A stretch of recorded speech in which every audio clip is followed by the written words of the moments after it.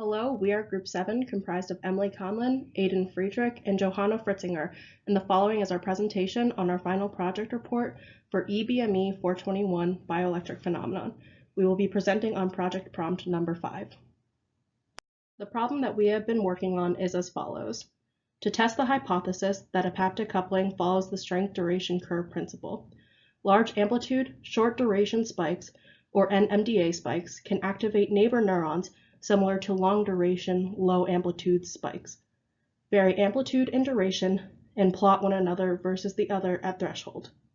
From this prompt, we tested the hypothesis that epileptic coupling of pyramidal neurons follow the strength-duration curve principle. To expand on this prompt, we will be defining two key concepts to understanding our outputs. Firstly, neurons exist in conductive medium, which allows extracellular voltages emitted by neurons to affect their surrounding area. These voltages can contribute to the membrane potential of adjacent neurons, enabling them to fire by changing their surrounding electrical field. This phenomenon is called epileptic coupling and can cause neurons to fire without direct stimulation. Pyramidal neurons commonly display epileptic coupling since they are closely overlapped in the brain, so we will be using these neurons as the basis of our project. One graph from a paper entitled Epileptic Coupling of Cortical Neurons, conducted by Anastasio et al. In 2011, which studied the effect of epileptic coupling in pyramidal neurons, can be seen in this slide.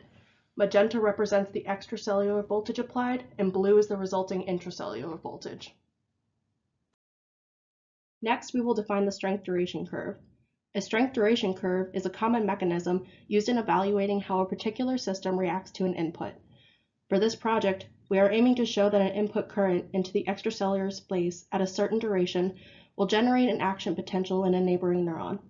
This will be plotted for all the variations of current and duration. For this project, we were provided with MATLAB code developed by a predoctoral student in Dr. Duran's lab. The MATLAB code consists of 6 scripts demonstrating epileptic coupling by inputting a current at a distance of 5 microns away from the area that contains the pyramidal neuron. The resulting membrane potentials at the dendrite and soma of the pyramidal neuron due to random extracellular stimulation are shown above. To adapt the provided code to fit our problem, our first step was to modify the constants provided to fit what we found in literature.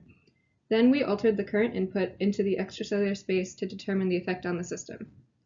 Our second step was to iterate through multiple input currents and determine what duration allows us to reach our excitation threshold to generate the strength duration curve.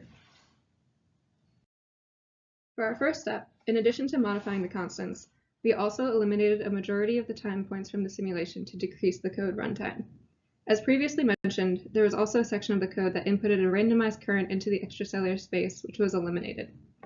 Our preliminary results from part 1 of our methods can be seen here. The input to the system was a 50 microamp pulse for 3 milliseconds to determine what our threshold should be for the remainder of the input currents. From this, it was determined a sufficient threshold would be at least negative 25 millivolts. So here we have the code modification. So we tweaked our currents slightly, our parameters slightly to generate sufficient spikes in the soma and dendrite. These resulted in being closer to the values seen in the actual code. And then we introduced spikes, current spikes at t equals 50 milliseconds. Now this ranged from high amplitude inputs and to low amplitude inputs, and then low pulse widths to high pulse widths. So the graph on the right shows some examples of that, with a high amplitude and a low pulse width, and then a low amplitude and a high pulse width graph, and then somewhere in the middle for the last line. Model time was reduced to 200 milliseconds to allow us to iterate between 0 and 100 nanoamps and 0 and 10 milliseconds for the pulse width. And this resulted in roughly 10,000 unique inputs. And then once to classify the thresholds, we had the spikes go up to 25 millivolts, and that classified as the axon was firing. And then this was put into a separate matrix in order to get the results. Here are the final results of the study. And as you can see, the ephaptic coupling results in a robust strength duration curve, similar to normal synaptic coupling. This demonstrates that ephaptic coupling follows the strength duration curve. Thank you.